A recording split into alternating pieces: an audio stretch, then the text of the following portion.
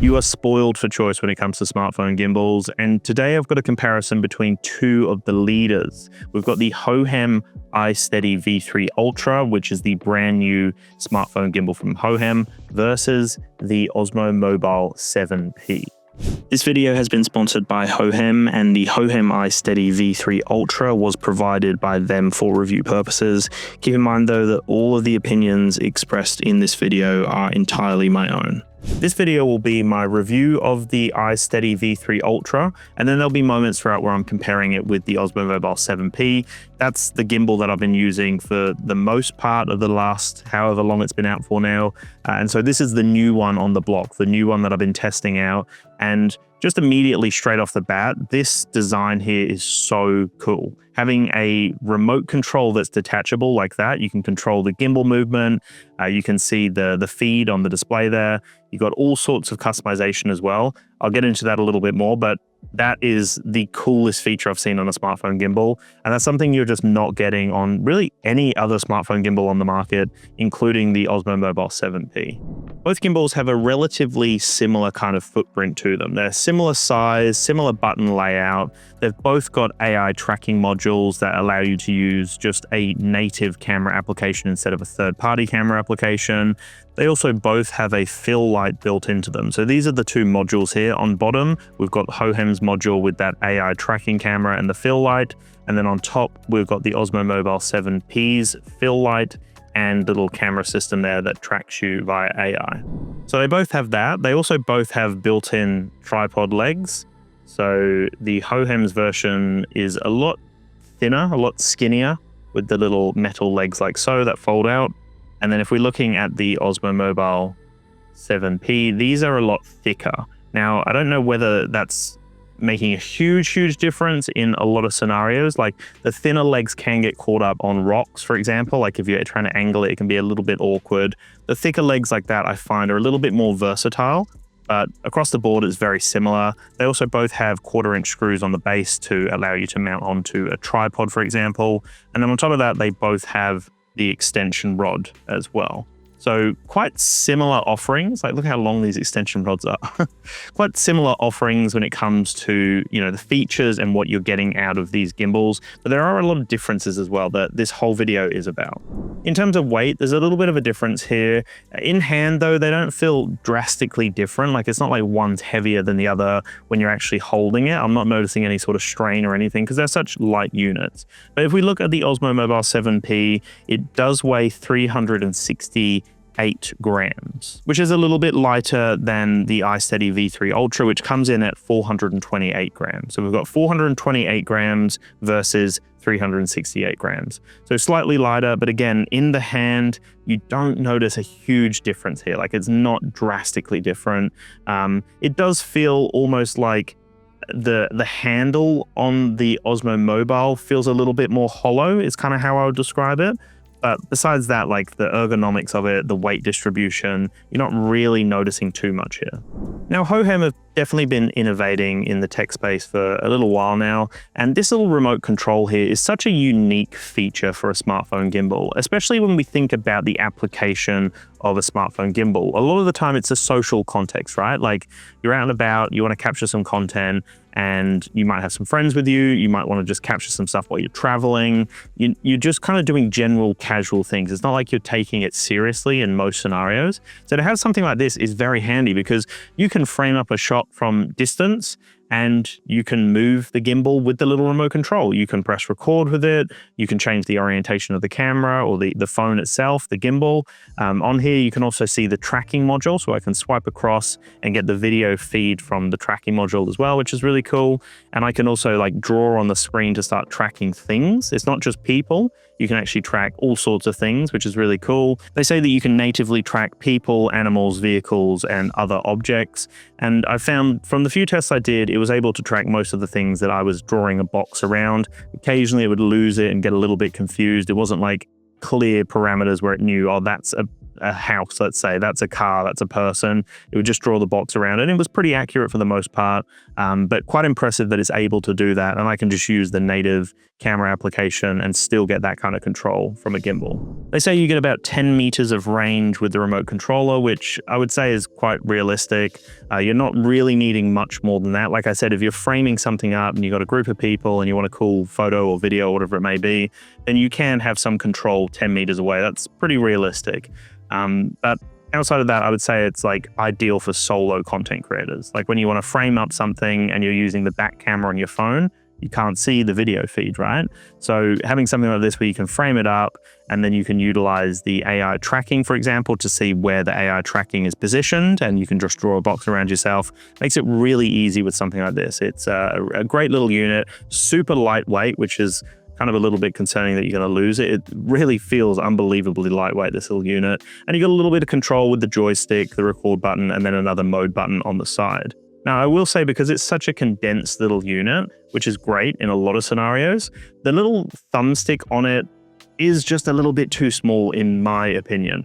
Like when we look at the mobile 7P, the joystick on it is a lot larger. It works better with my thumb. Like it's just got a bigger dent to it, better grip to it, and it's not as awkward to maneuver. So that's one thing I would say. I love the design and I love what they've done with the remote control. And as you remove that, that then becomes your controller, right? But because it's so small, the little joystick on it is just a little too small for my liking. I briefly mentioned some stuff to do with the AI tracker before, but it is literally a little camera system that does track you. It's got a little light to indicate what mode it's in. So you can use gesture controls. It has a fill light as well, which is nice and easy to control with the gimbal itself. But with the actual like tracking, all you've got to do is basically put up a gesture, which I believe is that from memory. It will start tracking you, and you move around, do your thing, you put your hand up to stop, and then you can also put up the L's and then reframe, do it again. And you can change your like perspective. You can change the composition of your shot with ease with something like this. A simple little design. There's just an on-off switch on the side.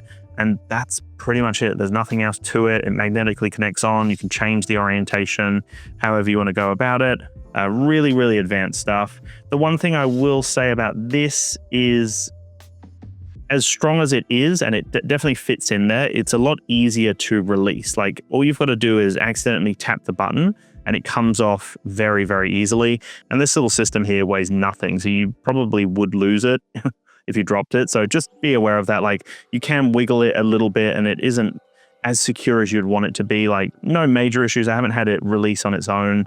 But just in terms of that build quality, that's something that I've noticed is maybe not as good of a system as when we look at the Osmo Mobile 7P, right? Because this is really, really secure and I can't even move that. I can like put a lot of force behind it, and there's a physical release button that feels like a button, right? The other one feels like it's just kind of hooking on a little bit more subtly, where this really has some big hooks in it.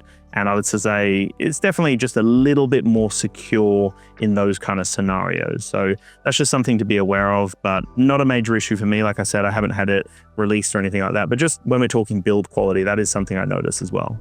So we've literally got an AI tracking module. We've got a remote control with 10 meters of range. There's gesture controls, fill light, and you can also natively track people, animals, vehicles, and other objects as well. So quite a comprehensive offering here. Really, really unique stuff what you can do with this little remote controller with the screen. I'll say the touchscreen itself, as small as it is, it's very responsive, easy to swipe between things, easy to adjust settings. Great that you actually get the video feed from the tracking module. Love that. I love that then I can manually track whatever I need to.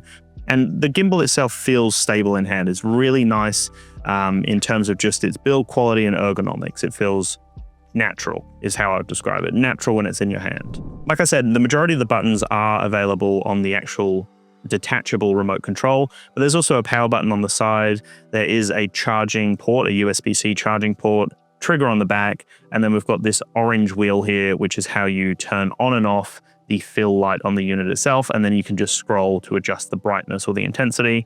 That's really subtle. I love how the colors, like the light intensity, subtly decreases and increases. It's not like a dun dun dun, it's not like a jagged jump between settings. So that feels really fluid and smooth.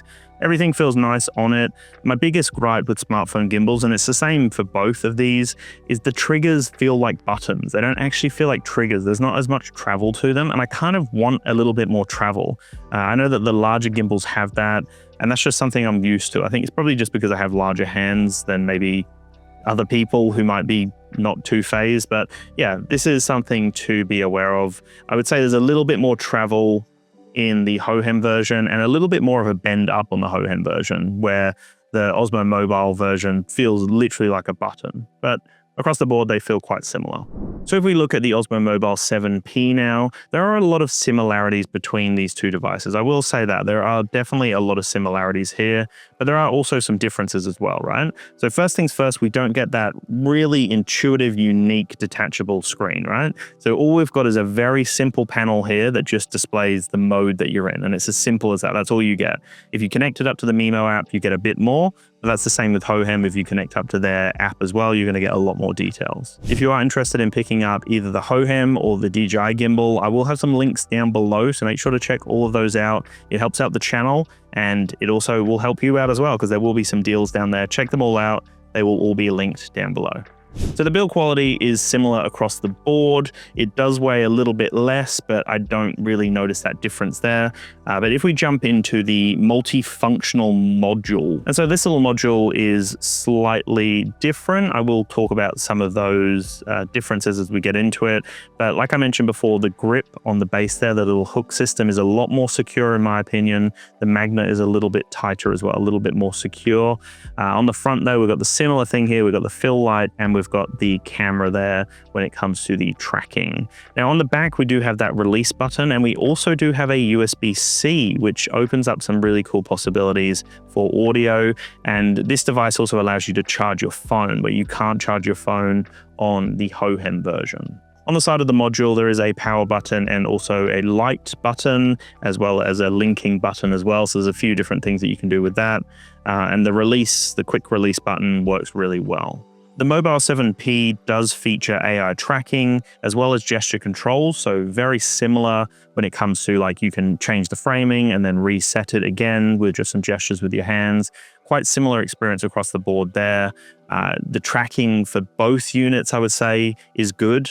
Like, there's nothing wrong with it. I've never had any major issues. They just work across the board for both of them. So I can't even really go like one's better than the other, one's not that good, because they're both just good tracking systems. From what I could see, the AI tracking is limited to people with the module. Now, I know that you can go into the Mimo application and then draw a box and track whatever, but at that point, I don't believe it's using the module and the camera system here. So Hohem are stating that you can actually track more with their module, with the camera system itself, meaning that you can just use a native camera application instead of their camera application, which can be a benefit to a lot of people who just want to use the standard camera app because they believe that it's better quality or whatever it may be. I also find that the fill light on the Osmo Mobile 7P is great as well. Same with the Hohem. They're both great light systems. They're not ideal for like every scenario. Like right now, I've got two studio lights pointing at me. So something like this isn't going to look amazing because it's a tiny little light that close to me. It does a good job though. Like both of them are bright and they do like lighten up the subject and give a bit of that kind of depth to the video, whatever it may be. So good for those kind of scenarios, but not the biggest calling card, right? In most scenarios, you would probably actually want to have just natural sunlight if you're out and about vlogging or doing content creation. They're handy to have if you are in an area where you just need a little bit more light. With the Osmo Mobile 7P, one of my favorite things is the Osmo Audio. Now you do have to plug in the multifunctional module to your phone to actually make it work as a receiver, basically. So then this becomes a receiver. You then would have a mic system on, whatever mic system that might be in the Osmo audio network and the ecosystem. So that just means that you're getting really solid audio directly to your phone. Simple to set up. You just need that extra cable which comes in the package. So really easy to do that. And then you can also charge your phone as well from the device. So really good setup here that actually does offer some huge benefits. With the Osmo Mobile 7P, you can also control it with your Apple Watch. So it kind of works in a similar way to what they're trying to do on the Hohem detachable device, but it's not as good. Like the Apple Watch version is okay. You can control things, like you can control the movement, you can record, you can take photos. Like it does the thing, it does the job, but Definitely not as good as Hohem's version, but cool to see that the Apple Watch version came out. It didn't actually come out too long ago. I did a whole video on the channel, so check that out, and there will be some footage that comes up here. But definitely when we think of it as like you have an Apple Watch and you want to get that feature, that remote control, I wouldn't say it's as good as what Hohem are offering here as a standalone package together, which is really impressive what Hohem have done. Both gimbals have the extension rod and the tripod, like I mentioned right at the beginning of the video. At the end of the day, they're both great devices, right? And you're probably picking up on that as we're going through this video. They both have some unique offerings, and it depends on what you're looking for. Just like anything, any sort of comparison video, depends what ecosystem you want to stay in, depends on if you trust a brand name over another brand name, depends on what features you're looking for. It depends on so many different factors, right? But across the board, I would say that they're both solid gimbals. They're both solid smartphone stabilizers. I will say that Hohem's unique, ingenious design has captured me. Like that detachable remote control works really well. It's such a cool, unique experience, and it does actually open up a lot of functionality, especially like having that AI tracking on the module, right? That means that I don't have to use their app. I can just use that. I can detach the module and I can start tracking something, but I'm using the native camera app on my iPhone. I don't have to go into the Hohem app to see what it's doing, to then come out or do whatever. So that to me is a really, really cool offering. An additional feature on the Mobile 7P is this side wheel here. So you can control the intensity of the light with this wheel. You can also adjust the rolling of the gimbal, so more of an FPV style rolling effect. And you've got some other options as well. So that side wheel is something that does add additional functionality. You're not getting that on the Hohem device. So that's definitely an additional add-on. And the wheel feels really, really natural there. It glides as you're trying to control different things, even if it's like zoom, for example. Really easy to just use that and have a steady hold on the gimbal as you're zooming in and out or adjusting certain things, whatever that may be. And it feels like a premium wheel as well. It glides and it's really natural to use. So that's something that you're not getting on the Hohem device. Keep in mind, another thing you're not getting is that quick folding option. So with the DJI Osmo Mobile 7P, you can fold it open to power on the device, and you can also fold it down to power off the device as well. So quick fold and launch is something that you're not getting on Hohem. But not a major issue for a lot of people. You literally just press and hold the power button for like, what, a second and a half, and then it's the same effect, really. Sometimes it can actually be annoying that it automatically powers on every time you fold it open, because sometimes you're not ready to set up your phone and whatnot. But I mean, it's a preference depending on what you're looking for. But that quick fold feature is something that can be a seller for some people, especially if you want to fold it down and then fold it back open really quickly and regularly. If you're traveling, for example, something like that might just save you a little bit of time and is a cool feature as well. In terms of battery life, not a major difference here. The Hohem can give you 9 hours of battery life, and the Osmo Mobile 7P can give you 10 hours of battery life. The big benefit of the Mobile 7P is that you can also charge your phone, which is something you can't do on the Hohem device. So again, depending on personal preference, but I think about the average kind of situation you'd be in. Even if you're traveling, when would you ever need 9 hours of consistent footage? You just wouldn't, right? And by the time you get back to the hotel or wherever you're going, you charge the device or you just have a portable power bank with you. It's really not a huge issue here. But again, the Mobile 7P slightly edges it here, but something you wouldn't notice is how I'd describe it. The two devices offer stabilization and tracking features.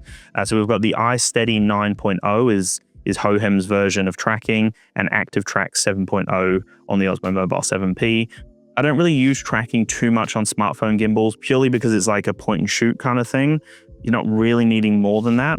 But I have tested both of them and they're both good. Again, they both do the job. They do the thing you want them to do. It's not the most advanced thing I've ever tested on both units, but it's a really solid smartphone gimbal tracking system on both of them. Now, a couple of final points here, which actually push the Hohem device a little bit over the Osmo Mobile 7P, which again, it all comes down to personal preference and what you need, what you can do without, that kind of stuff. But for example, the Hohem iSteady has a full 360-degree rotation, so it can just keep going. You don't have any sort of locking point or thread or anything like that that stops it. So that could be a huge benefit to you, depending on what you actually use the device for. But I know a lot of people want that. So that's really cool, and it's like branded heavily on the unit itself. It says 360. So that's something really cool cool that you're not getting with DJI's version. So the Osmo Mobile 7P gives you a pan range of -99 degrees to 210 degrees. So there is a locking point. You can't keep going. You can actually feel that locking point. It just stops there, and that's it. There's a locking point that limits you from continuing to pan. So again, that's a little bit of a limitation on the Mobile 7P from DJI. And then the final big thing to mention here is the payload rating. So that means like how much weight the actual unit can hold. And the amount of questions I get on previous videos of people asking me, well, will it hold my phone? Will it be able to support my phone? So the Hohem iSteady V3 Ultra has a payload rating of up to 400 grams. And the Osmo Mobile 7P has a payload of up to 300 grams. So the Hohem version of a smartphone gimbal can hold larger phones. It has a better payload rating. And for some people, that could be the difference between getting it or not, right? Being able to actually hold the weight of their phone. So again, that's a big calling card there for the Hohem device. You're probably hearing that both devices are great. That's kind of the whole thing, right? They're both really awesome smartphone gimbals. Hohem, I think, have innovated here with some unique offerings. So that remote control, I know I keep going back to it, but that to me is just such a unique offer. Really love what they've done there. The additional payload rating as well, going up to 400 grams, is also a big calling card. Like I said, the amount of people that ask me, will this hold the weight of my phone? For previous videos I've done, it's just like so dominant in those videos.